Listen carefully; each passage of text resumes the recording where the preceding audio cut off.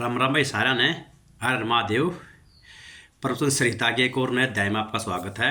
भाई सबसे पहले तो हाथ जोड़कर सबसे क्षमा प्रार्थी हूँ कि बीच में मैं काफ़ी दिन वीडियो नहीं बना पाया, पर अब भी कई भाइयों के कहने से जो अभी थोड़े बहुत अपने सब्सक्राइबर हैं तो वे भाई को बोल रहे हैं कि भाई हम तो आपकी वीडियो देख रहे हैं, चाहे एक हैं दो हैं।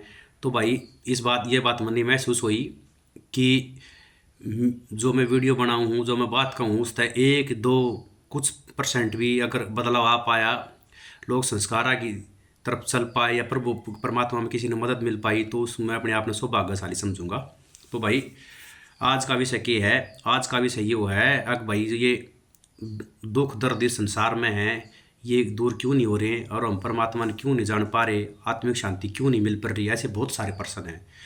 तो भाई देखो, मैंने पहले भी आपने बताया होगा, मैंने आपको मैं ये दोबारा मुद्दा उठाना चाहता हूँ कि जो आदमी परमात्मा को प्राप्त करना चाह रहा है तो उसमें सबसे पहला क्या करना है? उस आदमी ने सबसे पहले आदमी ने स्वयं को जानना है।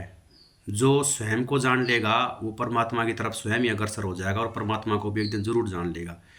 मैंने कितनी बार ये पहले बता चुका हूँ कि हम सब जीवात्मा परमात्मा का अंश हैं। ये जीवात्मा ना तो पैदा होती है ना ये मरती है, ये शाश्वत है और ये परमात्मा का ही अंश है।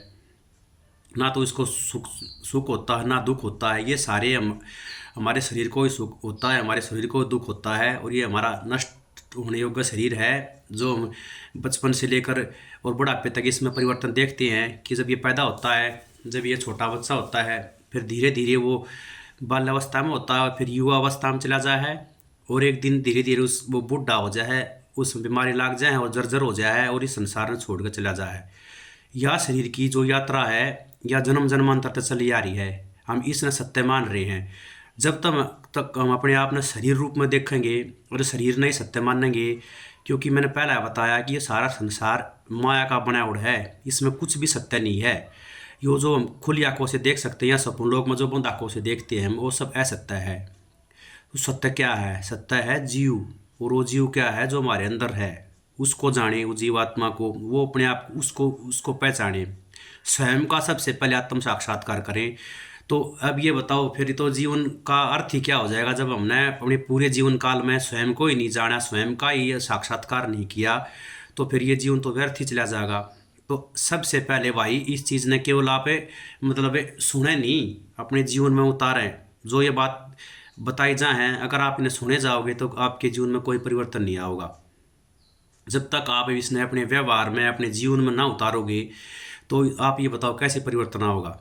अब मैं उदाहरण के लिए आपको देता हूँ, जैसे कि आप क्रिकेट का मैच देखते हो, कोई छोटा बच्चा देखता है, वो देखता है अभी रोज़ ये रोहित शर्मा, विराट कोहली या कोई भी क्रिकेट के बड़े बड़े अपने देश के खिलाड़ी हैं, ये कितना अच्छा खेलते, क्या तो टीवी में देख देख के सीख सकता है जब तक उसको प्रैक्टिकली उसका अभ्यास शुरू नहीं करेगा।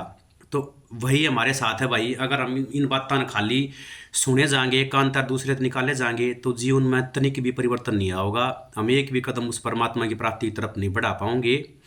सारी चीज़ जाने अपने जीवन में उतारना है, और ये सारी चीज़ अभ्यास के द्वारा संभव है।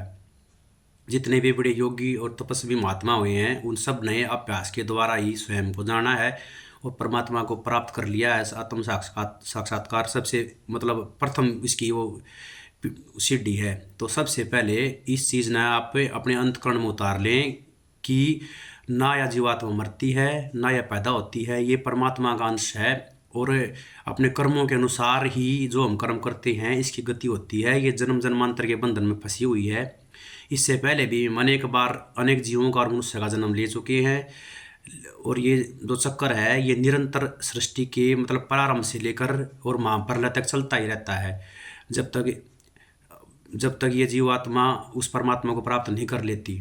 और ये जो मनुष्य देह है ये मतलब बड़े भाग्य से मिलती है, क्योंकि इसी शरीर में व्यक्ति है जो परमात्मा को जान सकता है, प्रयत्न कर सकता है। बाकी तो पशु पक्षियों की, पौधों की और जल में रहने वाले जीवों की योनियाँ हैं जिनके पास इतनी बुद्धि नहीं होती, वो केवल भोगी योनियाँ हैं जो हमारे कर्मा के अनुसार हम सब ने मिलती है। तो भाई आज का जो मुख्य निचोड़ वो ये है कि सबसे जो पहली सीढ़ी है वो ये आपने समझो इस चीज़ ने कि परमात्मा को प्राप्त करने में जो पहली सीढ़ी होगी, परमात्मा तो बाद में आप प्राप्त करोगे, सबसे पहले स्वयं को प्राप्त करो, स्वयं को जानो। और इस माया रूपी संसार से बाहर निकलो, अपने अंदर की तरफ यात्रा करो। बाहर आप भटकते रहोगे, जन्म जन्मांतर से भटक रहे हो, और इस जन्म में भी आप बाहर भटकते रहोगे, बाहर कुछ नहीं मिलेगा। आपने अपने अंदर है जो जीवात्मा, वो परमात्मा का अंश है, सबसे पहले उसका दर्शन करो, उसको जानो। जब आप ये चीज़ जान जाओगे कि मैं कौन हूँ, तब आप इस चीज़ दूसरा आपका जो चरण है वो शुरू होगा कि मेरा कौन है, मेरा किसके साथ संबंध है। तो आशा करता हूँ कि भाई इस प्रश्न का मैं उत्तर देने में सफल रहा हूँगा। तो आप सबसे यही विनती है कि अपनी जीवन शैली में से, जो व्यस्त जीवन शैली है, उसमें से समय निकाल कर परमात्मा का स्मरण भी जरूर करें। अपने हाथ पाँव से जो काम दे रखे कर्म भगवान वो करते रहें, लेकिन मन में उस सच्चिदानंद भगवान का स्मरण जरूर करते रहें, क्योंकि जो जीवन का हमारा वास्तविक उद्देश्य है। भाई सब स्वस्थ रहें, परमात्मा की सब पर कृपा बनी रहे। इसी मंगल कामना के साथ फिर आप तक मिलेंगे। हर महादेव, जय श्री राम।